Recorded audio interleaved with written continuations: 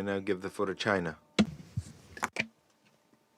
President, I thank Acting USG Masuya for her briefing, and I listened carefully to the statement of Mr. Zuvnir. Since the full escalation of the crisis in Ukraine in February 2022, the ongoing conflict has led to a large number of casualties among innocent civilians and the damage and destruction of many infrastructures, triggering a serious humanitarian crisis with huge spillover effects, which is a source of deep concern for China.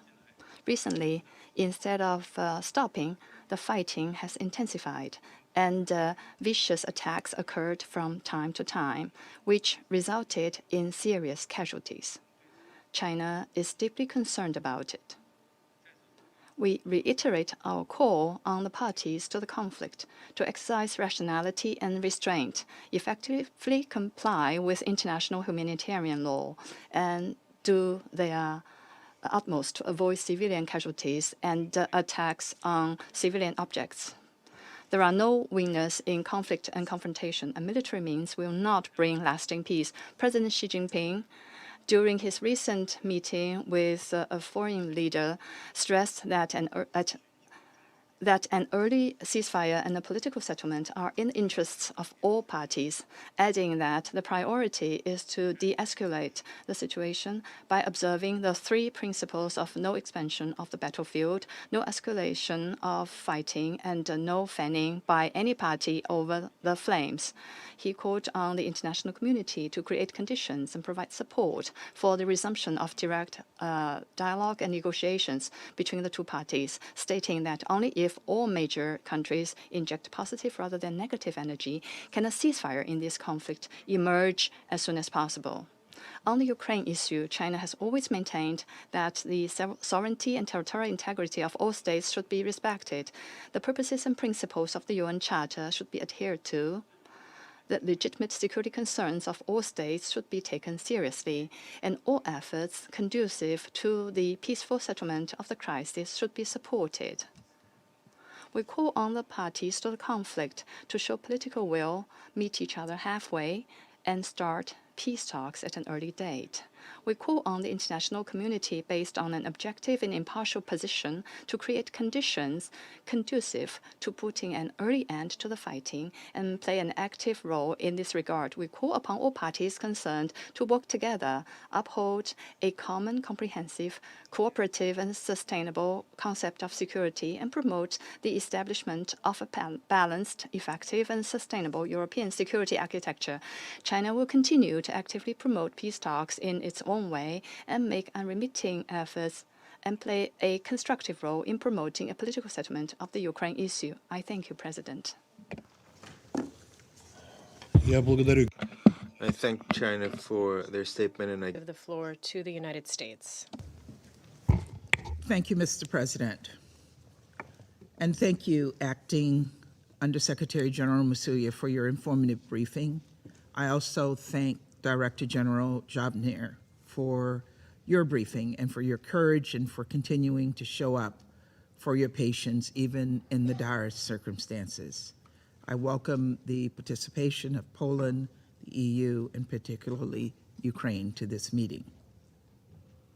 Colleagues, I'll cut to the chase. We're here today because Russia, a permanent member of the Security Council, the current rotational president of the Security Council, attacked a children's hospital. Even uttering that phrase sends a chill down my spine. Russia attacked a children's hospital in broad daylight, killing and injuring children. Chilling. Colleagues, on Monday morning, Russian missiles smashed into civilian targets, including Ahmadit Children's Hospital, the largest pediatric facility in Ukraine, and a lifeline for the country's most vulnerable. In the hours since, we've seen images of children bloodied and injured, escaping the damage, of cancer patients just a few years old, hooked up to IV drips, huddled outside the hospital's bombed-out cancer wing. We've heard the courageous stories of doctors and nurses scrambling to evacuate sick children, many of whom are intubated and on ventilators, to safety. Of members of the community heroically sifting through the rubble in hopes of finding survivors, of not adding another number to the rising death toll. Director General Jobnir has just enhanced our understanding of the impact of this on the 600 patients plus staff in the hospital, including those who were in surgery. Our hearts are with all of those who've lost loved ones, who wonder how their children can get the medicine and the care that they need, who wake up this morning worried about their home, their business, their family will be the next one destroyed by a Russian strike.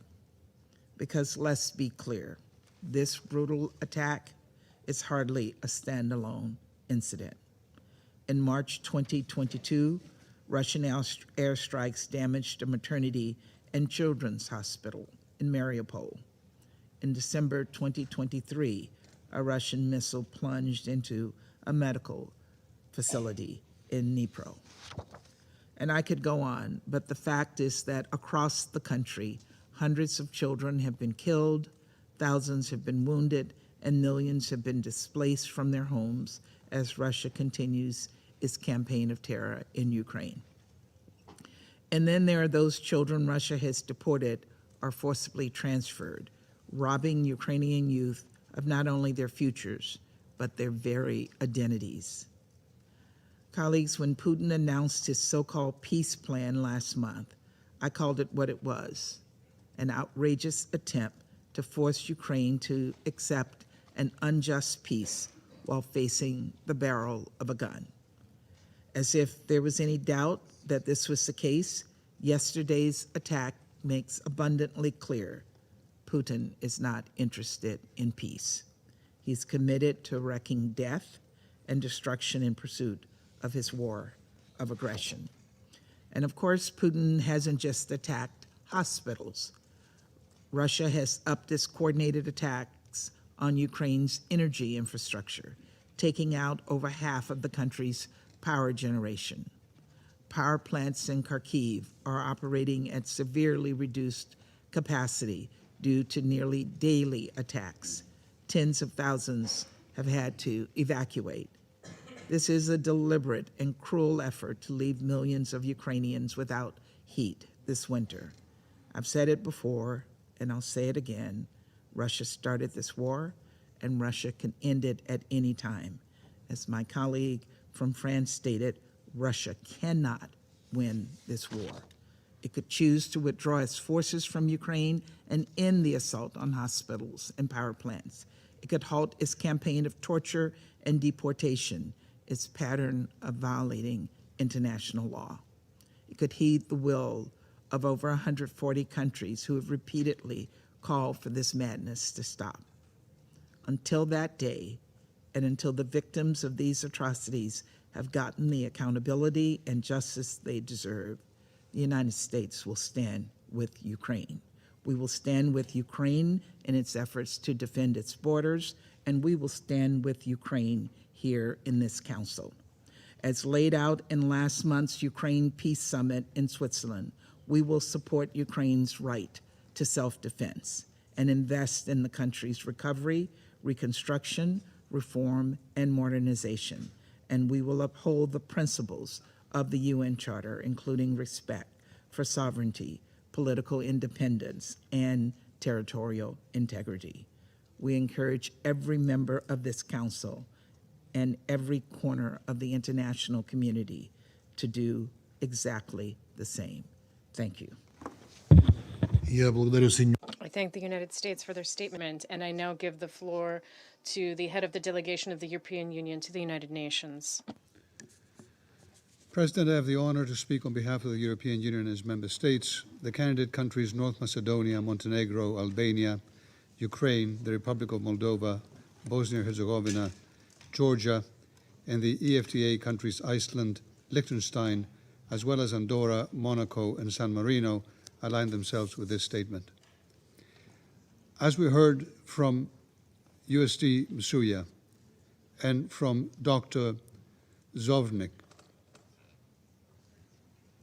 Yesterday, several waves of large-scale Russian missile attacks on Ukrainian cities caused at least 40 civilian deaths, including children, and over 150 injuries. The numbers go up every hour. In Kyiv, the Okhmadit Children's Hospital was directly hit by a missile, a children's hospital. The images of the aftermath of that attack are devastating. Panicked parents holding their children on the street, doctors and nurses scrambling to provide first aid against the backdrop of destruction. The attacks were immediately and roundly condemned by both Secretary General Guterres and PGA Francis and countless leaders and voices around the world.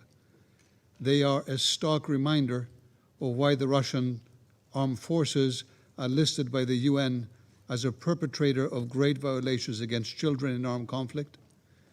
By targeting Okhmadit, a symbol of Ukraine's childcare medicine, Russia once again demonstrates its cruelty and its utter insincerity about peace talks. One can only imagine the further horrors that were averted by the courageous interventions of Ukraine's air defenses.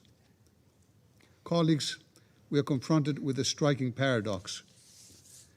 The member state currently holding the presidency of the UN Security Council, the body responsible for maintaining peace and security, is intensifying, as we speak, attacks on civilian infrastructure in Ukraine, including that country's hospitals and power plants. Such systemic airstrikes against Ukraine's civilians and civilian and critical infrastructure violate international humanitarian law and must stop immediately and unconditionally. In a report issued last week, the Office of the High Commissioner of Human Rights extensively documented Russia's targeting of energy infrastructure, as well as its use of so-called double tap strikes, where it uses high-precision weapons to strike the same location twice within a short interval, causing additional casualties among civilians and first responders. These are the facts. These are the facts. Russia and its leadership must be held fully accountable for waging a war of aggression and for other most serious crimes under international law, as well as for the massive damage caused by their war. Later this week, the UN General Assembly will vote on a resolution regarding the threats posed to the Zaporizhzhia nuclear power plant and to support the work of the IAEA in ensuring nuclear safety and security in Ukraine. It is the first time in history, that a nuclear power plant, the largest in Europe, has been illegally seized by a foreign aggressor. History matters here. History, including the 1986 Chernobyl disaster, has taught us all the existential importance of nuclear safety and security. Russia's irresponsible actions place all of us at risk. That is why we hope and expect that all UN member states will strongly support this resolution and this initiative for nuclear safety. In closing, I cannot but reaffirm, especially in the aftermath of this inhumane bombings, the EU's unwavering support for Ukraine's independence, sovereignty, and territorial integrity within its internationally recognized borders. The European Union will continue to support both Ukraine and respect for the UN Charter in response to Russia's illegal aggression for as long as it takes. Thank you. I thank the EU for their statement and